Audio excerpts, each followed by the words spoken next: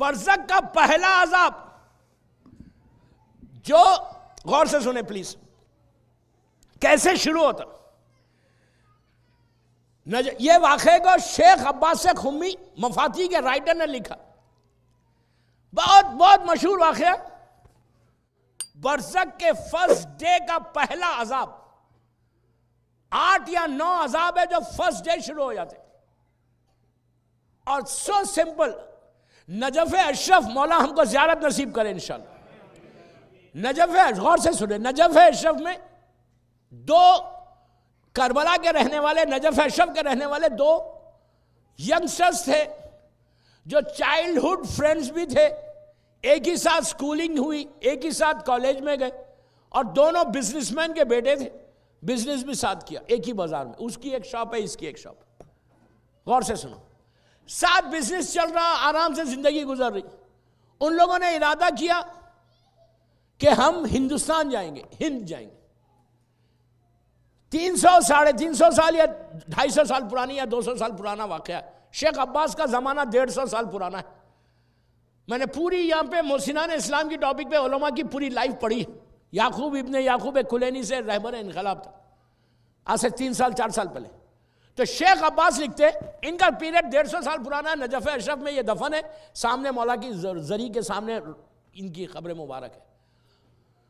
गौर से सुनो, दोनों चाइल्डहुड फ्रेंड, एक ही साथ स्कूलिंग, एक ही साथ कॉलेज, एक ही साथ बाजार में शॉप, बिजनेस। लेकिन उनका बिजनेस में वो लोग एक दूसरे, अगर कोई आगे बढ़ा तो खुश होते थे, हसद नहीं रखते थे। अगर कोई किसी का बिजनेस 2 दुकानें हो गए, उसके एक का बिजनेस बहुत बढ़ गया था, तो बहुत खुश हो रहा पार्टनर, दोस्त, भाई, कि यार एक मोमिन आगे बढ़ रहा। हमको एक ही चीज याद रखना कि हम कभी भी किसी को आगे बढ़ते हुए देख के हम तकलीफ नहीं होना, बल्कि हम उसके हक में दुआ देना। तो बहरहाल दोनों प्लान किया इंडिया जाने के लिए। शिप, उस जमाने में एयरक्राफ्ट नहीं था, शिप थी। शिप में जा रहे थे यमन के करीब, यमन से वो रास्ता था, यमन के करीब तूफान आया। और उस जमाने की शिप में इतना इक्विपमेंट्स भी नहीं थे और इतनी टेक्नोलॉजी एडवांस नहीं थी। साइक्लोन जबरदस्त आया, वेव्स जबरदस्त तेज चलने लगे, हाई टाइड थी और चले गए वो लोग। हाई टाइड में प्रॉब्लम हुआ, शिप टूट गई। 100 के करीब आदमी थे, गौर से सुनो, 100 के करीब आदमी थे, सब मर गए। एक दोस्त, उसको लकड़ी का एक पार्ट मिल गया, वुड का, उसने अपने आप को उस पर डाल दिया, डाल के उसने अपनी जान को बचा ली। लेकिन देख रहा था कि मेरा बचपने का दोस्त दूसरी साइड के ऊपर पानी में डूब के मर रहा ये, लेकिन ये कुछ नहीं कर सकता था, ये अपने आप को बचा रहा था। और वो दोस्त सामने, उसके सामने पानी में डूबने लगा, उसने मदद भी मांगी, ही ट्राइड, लेकिन नहीं हेल्प कर सका, वो उसके सामने मर गया। और जितने शिप में थे सब मर गए। ये बड़ा आराम से अपने आप को बचाता बचाता बचाता क्रीक तक आ गया, किनारे पे आया, आके इसने सांस ली। लेकिन इसके सामने पूरे 100 लोग जो साथ थे, पूरों की निगाह कैसा डूबा। एक नाइटमेयर हो गया इसके लिए, नाइटमेयर। ये क्या हो गया? बेट, मेरा दोस्त, बचपने का दोस्त, बिजनेस में साथ, स्कूल का दोस्त मेरे सामने मर गया। ये टूट गया। पूरे इतनी डेड बॉडीज को देखना, दोस्त का मरना। एक साथ महल्ले में, एक महल्ले में नजफ अशरफ में रहते थे दोनों मोमिन, और कई मोमिन थे उसमें। ये क्या किया, वहां से चला, उस पर चला, क्रीक से उतरा, उतर के साहिल पे चलने लगा। और हर तरफ डेजर्ट, चल रहा चल रहा चल रहा, प्यास, भूख, परेशान, समझ में नहीं आ रहा कि मैं किस शहर में आ गया, किस बस्ती में आ गया। चलते चलते इसने कुएं को देखा, वेल को। ओह, इसको थोड़ी सांस आई कि चलो यार पानी पी लेंगे।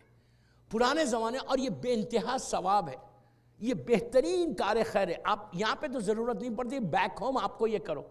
ये बेइंतहा सवाब का काम है कि एक वाटर कूलर लगा दो, हर आदमी आके पानी पिए समर में। इंडिया में अगर कोई वाटर कूलर लगा दे रोड के, मिसाल के तौर पर अपने घर में, अपने घर के सामने, बस्तियों में, ये अरब में बहुत कॉमन है। आप अरब में देखेंगे, कुवैत में मैंने अपनी आंखों से देखा, दुबई में भी देखा कि वो लोग क्या करते कि इवन सऊदीया में, कि अपने घर के आगे वो लोग, उनके तो विलास होते, विला के आगे एक वाटर कूलर रखा हुआ, जाली लगा दी, ग्लास रख दिया।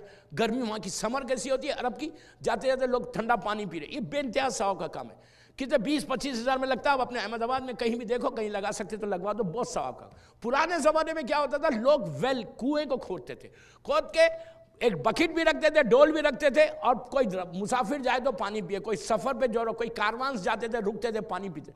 इसने देखा एक वेल रखी हुई, वेल के पास बकेट भी है, एक ग्लास भी है। इसने कहा चलो थोड़ा पानी पी के जान बचेगी, फिर मैं आगे बढ़ूंगा। अब कुछ नहीं है, सन्नाटा है पूरे।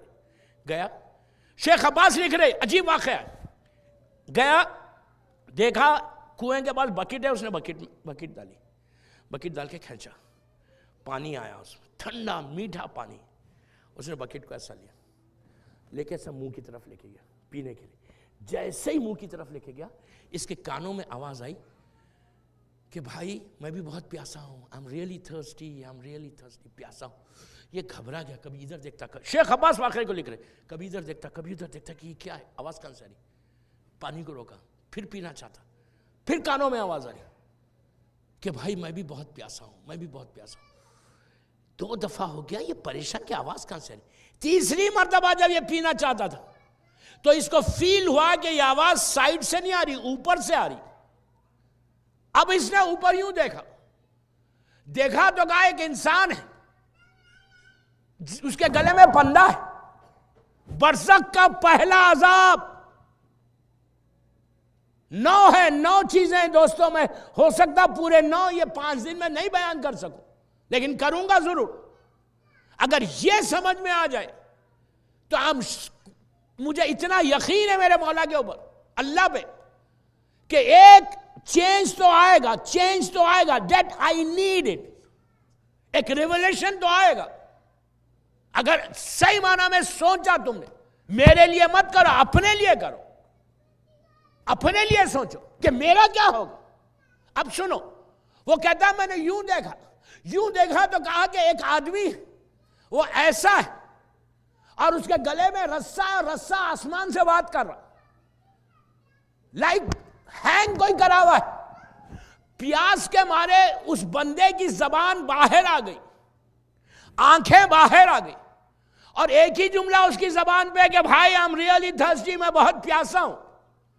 इसने गौर से देखा तो इसका वही दोस्त है जो 3-4 घंटे 5 घंटे पहले पानी में डूब के मारा इसके साथ, चाइल्डहुड फ्रेंड, नजफ अशरफ का रहने वाला, मोमिन, मौला के शहर का रहने वाला।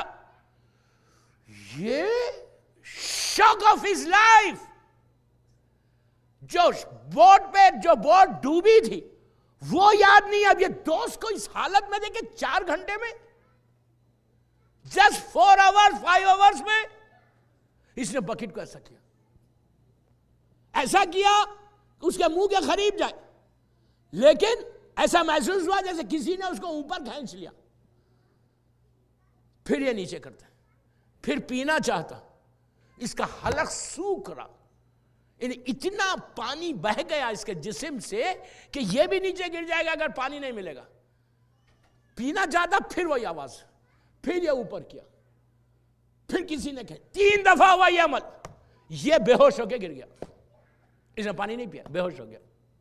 इसकी आंख कब खुली? इसकी आंख खुली तो इसने देखा कि ये किसी के कैंप में है। उधर से एक कारवान जा रहा था, काफिला कोई जा रहा था। उन लोगों ने देखा कि ये इंसान ऐसा बेहोश पड़ा हो तो पानी डाल के छिनक के इसको अपने साथ लेके गए, जो भी इलाज करना था लेके जाके। तो होश कब आया, कॉन्शियस कब हुआ ये कि कैब में आंख खोली तो दूसरे गैर लोग।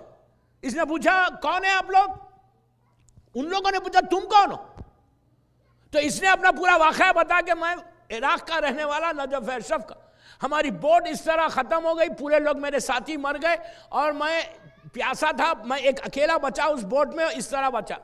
तो उन लोगों ने जो भी उनको करना था किया। फिर ये वो रास्ते, यमन का रास्ता, वो यमन था, यमन से वो इराक वापस आ गया, अब हिंद नहीं गया, नजफ अशरफ वापस आया। तो वहां पे मातम होने लगा। सब लोग ये समझे कि दोस्त के साथ ये भी मर गया। ये घर गया तो इसके घर में शुक्र की नमाज पढ़ी गई, लेकिन जितने लोग थे इराक के उस बस्ती के नजफ अशरफ के, सब इसके घर में आए। पूछा भाई तू तो आई विटनेस है, क्या हुआ? इसने पूरा वाकया सुनाया। इसके दोस्त का बेटा भी आया। इसने बेटे को अलग बुलाया, बुला के कहा, ये पूरा ख्वाब बयान किया, अपनी आंख से देख के जो आया सहरा में, कहा बेटा तेरे बाप को मैंने 4 घंटे में ऐसा देखा, चेक प्लीज चेक, अपनी माँ से चेक करो कि क्या बात है। बस बात खत्म हो गई।